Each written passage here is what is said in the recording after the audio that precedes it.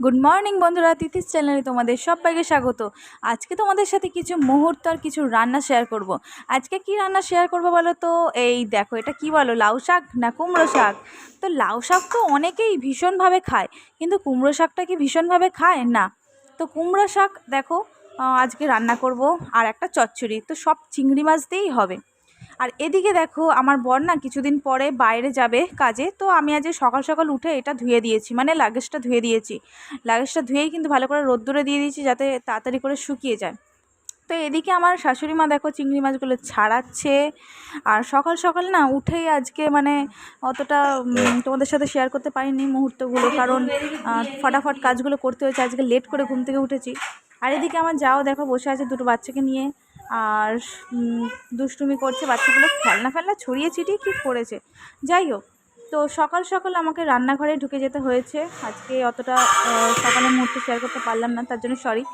তো এদিকে দেখো বন্ধুরা, হলুদ শেষ হয়ে গেছিলো, কিন্তু আমাদের হলুদের প্যাকেট এনে রাখা হয়, তো হলুদটা আমি ঢেলে নিচ্ছি। আর কুমড়ো শাক রান্না করার জন্য সবজি আর কুমড়ো শাকটা আমি নিয়ে নিয়েছি। এদিকে দেখো চিংড়ি মাছ ভাজার জন্য আমি নুন হলুদ মাখিয়ে নিয়ে ভালো করে এবারে তেলে দিয়ে দেবো।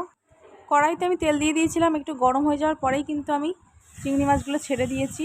দেখো ভাজা ভাজা করে নিচ্ছি, বেশিক্ষণ ভাজবে না, কারণ চিংড়ি মাছগুলো শক্ত হয়ে যাবে, জানো তো। আমি তো হালকা করে ভাজি। যে তেলে বন্ধুরা চিংড়ি মাছগুলো ভাজবে সেই তেলেই কিন্তু তোমরা রান্নাটা করে নেবে। তো আমার চিংড়ি মাছগুলো ভাজা একদম কমপ্লিট হয়ে গেছে দেখো। এরপরে আমি কিন্তু কড়াইয়ে আবার তেল দিয়ে দিয়েছি অল্প করে, কারণ চিংড়ি মাছ ভাজার পরে তেলটা আমার কমে গেছিলো, তাই একটু তেল দিয়ে দিয়েছিলাম। এবারে আমি কিন্তু সবজিগুলো ছেড়ে দেবো। আর ফোড়নে দিয়েছি 5 ফোড়ন, এই যে 5 ফোড়নটা দিয়ে দিচ্ছি। খুব বেশি দেবে না, নাহলে তেতো হয়ে যাবে 5 ফোড়ন। তো বন্ধুরা 5 ফোড়ন দেওয়ার পরে আমি কিন্তু সবজিগুলো দিয়ে দিয়েছি। এরপরে আমি একে একে মশলাগুলো দিয়ে দেবো। আমি এখন মশলার মধ্যে প্রথমেই নুনটা দিচ্ছি। এ তো মশলার যাতে মানে পড়ে না, তাও তো নুনটা তো মাস্ট, নুন না দিলে কোনোই স্বাদ নেই। তো এরপরে আমি কিন্তু হলুদ দিয়ে দিচ্ছি, হলুদ গুঁড়ো পরিমাণ মতো দিয়ে দেবো। সবজির মধ্যে পটল, চিচিঙ্গা, আলু নিয়েছিলাম আর বেগুন নিয়েছিলাম। বেগুনটা কিন্তু লাস্টে দেবো, কারণ প্রথমে দিলেই গলে যাবে। তো ওইগুলো দিয়ে দিয়েছি প্রথমে। একটু ঢাকনা দিয়ে দেবো, কারণ সেদ্ধ হতে হবে। তো ঢাকনা খুলে আমি আবার বেগুন দিয়ে দিয়েছি। এরপর পেস্ট করা মশলা দিয়ে দেবো, জিরে, গোটা জিরে আর আদা আমি কিন্তু পেস্ট করে নিয়েছিলাম, সেই মশলাটা আমি কিন্তু দিয়ে দেবো সবজির মধ্যে। তো এরপর কিন্তু আমি ভালো করে কষিয়ে নেব। মশলাটা দেওয়ার পর আমি কিন্তু মশলাটা বেশি পরিমাণে করে নিয়েছি, কারণ এরপরে আরও একটা রান্না আছে, সেটা তো আমি দেবো এই মশলাই। দেখো আমি সব মশলা দেওয়ার পরে কিন্তু আমি ভালো করে সবজিটা এবারে কষিয়ে নিচ্ছি দেখো। আর এদিকে আমি ভাতটাও বসিয়ে দিয়েছিলাম, ভাতটাও হচ্ছে। আর এদিকে আমি গুঁড়ো লঙ্কা একটু দিয়ে দিয়েছিলাম, যেহেতু শুকনো লঙ্কা বাটা নেই তাই। এরপর কিন্তু আমি শাকটা দিয়ে দিচ্ছি। শাকটা একটু সেদ্ধ করে নিয়েছিলাম জানো তো, কারণ আগের দিনের রাখা শাক তো একদম ছিটকে যায়।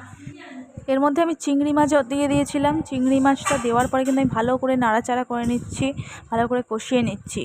তো এরপরে আমি কিন্তু জল ঢালবো। আর এদিকে দেখো আমার মাখা মাখা হয়েও এসছে। দেখো বন্ধুরা কত সুন্দর কুমড়ো শাকটা রান্না হয়েছে, এইভাবে কিন্তু তোমরা করবে কুমড়ো শাক।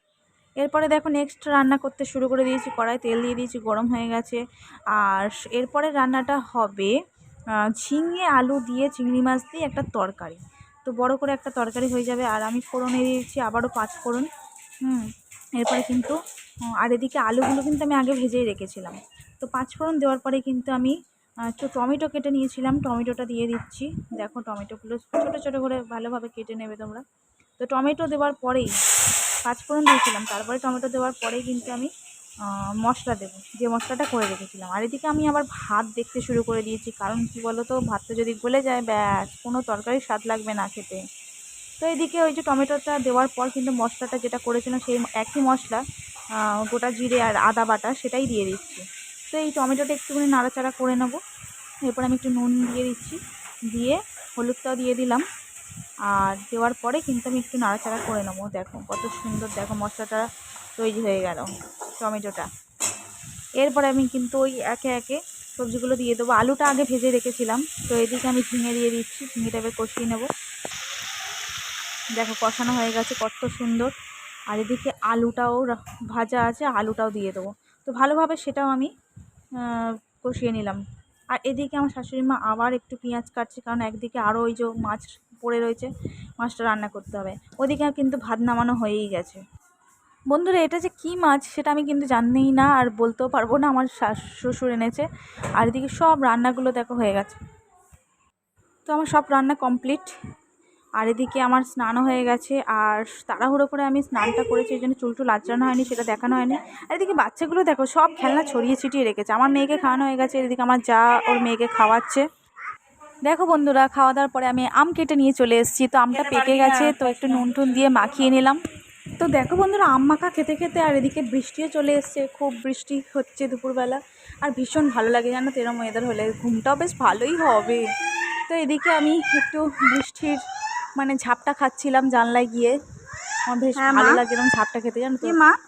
তো ব্লগটা এখানে শেষ করছি, আশা করি ভালো লাগছে। তো ভালো লাগলে লাইক করো আর সাবস্ক্রাইব করো।